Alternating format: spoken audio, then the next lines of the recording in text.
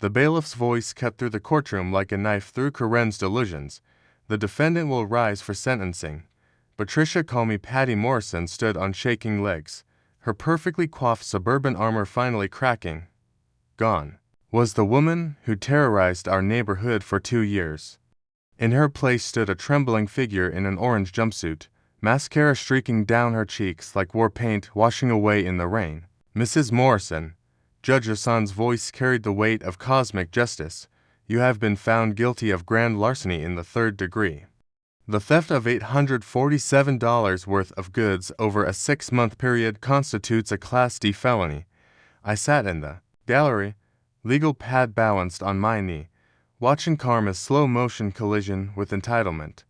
24 hours ago, Patty thought she was untouchable. Now she was about to learn that stealing your neighbor's DoorDash orders isn't just petty, it's a one-way ticket to state prison. But let me rewind to where this beautiful disaster began. Moving to Maple Grove condominiums seemed like a dream. 6 months ago, quiet street, decent neighbors, and most importantly, a doorman who actually signed for packages. After years of delivery theft in my old apartment, I thought I'd finally found paradise. I should have known better when Patricia Morrison introduced herself. She materialized at my door like a pastel-colored storm cloud, clipboard clutched against her chest like a shield of suburban righteousness. Everything about her screamed middle management with a god complex, from her aggressively highlighted bob to her sensible flats that clicked against my hallway floor like a countdown to doom. Welcome to Building 4B, she chirped, voice dripping with fake sweetness. I'm Patricia Morrison, your building representative on the HOA board. We need to discuss some community guidelines. The binder she handed me was thicker than my law school textbooks. 43 pages of mind-numbing regulations about everything from acceptable door mat colors to the precise decibel level of television sets after 9 p.m. Quite thorough, I said, choosing my words like a lawyer, which, technically, I almost was. Her smile sharpened into something predatory. We maintain very high standards here. I'm sure you'll adjust accordingly. That should have been my first red flag. The package theft started small. A lip balm from Amazon that never arrived. A book I'd ordered for work that mysteriously vanished. Between the lobby and my door, each time, I'd check with the doorman, who'd swear he'd seen me pick it up personally. Tall brunette lady. Around noon, he'd say with a shrug, she had your name on a list. I'm 5 feet 4 inches and blonde. Strike one. The thefts escalated. A birthday gift for my niece. New running shoes. A replacement laptop charger that left me scrambling before a client meeting. Each incident was reported to building management, who'd offer apologetic shrugs and promises to look into it. But I'm not just any resident. I'm a paralegal at Henderson and Associates, specializing in property law and theft cases. I know evidence when I see it or when I don't see it, because it's sitting in someone else's apartment. Time to do what I do best, build a case. The surveillance began with my Ring doorbell. I positioned it to catch deliveries and installed a backup camera in my peephole. Within a week, I had my smoking gun, Patricia Morrison, captured in glorious 1080 PhD, signing for my Uber Eats order at 12:47 p.m. while I was at work. She'd forged my signature on the delivery tablet, smiled at the driver, and walked away with my $23 Thai food order like she owned the place. But one stolen lunch doesn't make a felony case. I needed more. I started ordering strategically. Small items at first, testing her patterns, learning her schedule. Patricia had a system. She'd monitor the lobby between 11 a.m. and 2 p.m., intercepting deliveries for residents she deemed problematic. Her hit list was fascinating. The young couple in 2A who'd complained about her noise restrictions. The elderly man in 3C who'd questioned her authority during a board meeting. The single mom in 4D who dared to hang a Christmas wreath on her door past the HOA's-approved holiday decoration window. And me, apparently, for the crime of not genuflecting properly when she'd introduced herself. The breakthrough came during a HOA meeting in the community room. Patricia held court like a suburban dictator, her loyal board members nodding along to her every proclamation. She'd transformed a simple building management discussion into her personal power trip. As we all know, she announced, gesturing dramatically, package security is everyone's responsibility. That's why I've taken it upon myself to personally oversee deliveries for problematic residents.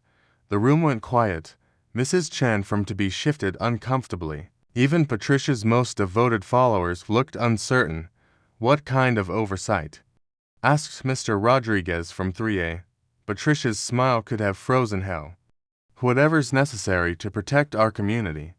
I have the authority to redirect deliveries, inspect packages, and ensure nothing inappropriate enters our building. I leaned back in my folding chair, studying her like a specimen under a microscope. She'd just confessed to mail theft in front of 20 witnesses. The woman was either supremely confident or completely delusional. Turned out, it was both. The final trap required careful planning. I needed Patricia to steal something valuable enough to cross the felony threshold, $500 in New York State. More importantly, I needed ironclad evidence.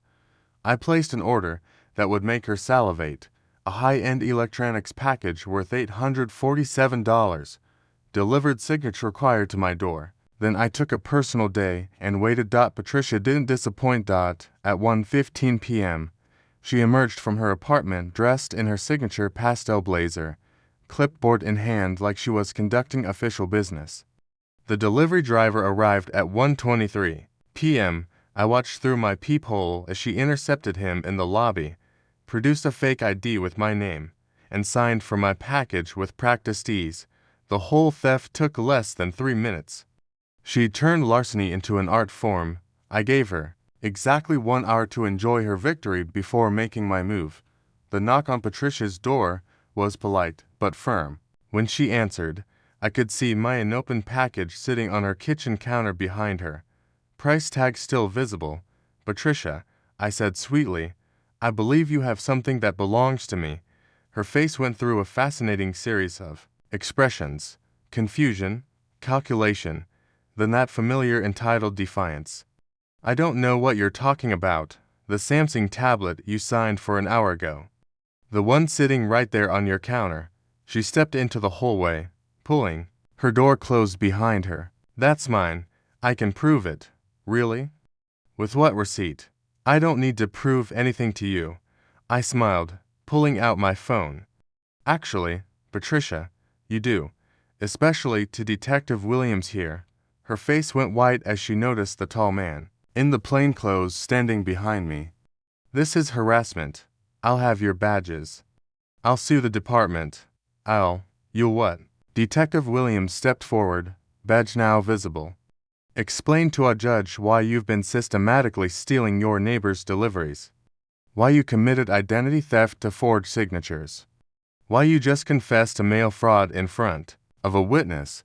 I handed him my meticulously organized evidence folder.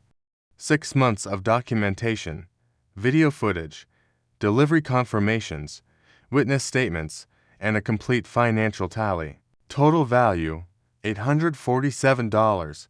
Patricia's mouth opened and closed like a fish gasping for air. But I'm on the HOA board. I have authority to steal. Detective Williams raised an eyebrow. That's a new one. The arrest was poetry in motion. Patricia spent the next 20 minutes alternating between threats and tears, demanding to speak to my supervisor, insisting this was all a misunderstanding. The search warrant for her apartment turned up 17 packages belonging to various neighbors, along with a detailed log of her oversight activities. She'd been running a one-woman theft ring disguised as community service. As they loaded her into the patrol car, she looked back at me one last time. Gone was the imperious HOA dictator, replaced by a middle-aged woman in handcuffs who'd finally met someone who actually understood the law. I hope you're satisfied, she called out. I smiled and waved from my balcony, standing next to my recovered tablet. Patricia, darling, satisfaction is watching a bully learn that actions have consequences. 18 months in state prison should give you plenty of time to reflect on community standards. The new building representative is much more reasonable. Turns out, when you remove the tyrant, democracy has a funny way of working itself out. Some people collect stamps, I collect justice. And Patricia Morrison, unless became my favorite case study in why you should never steal from someone who knows the difference between petty theft and grand larceny.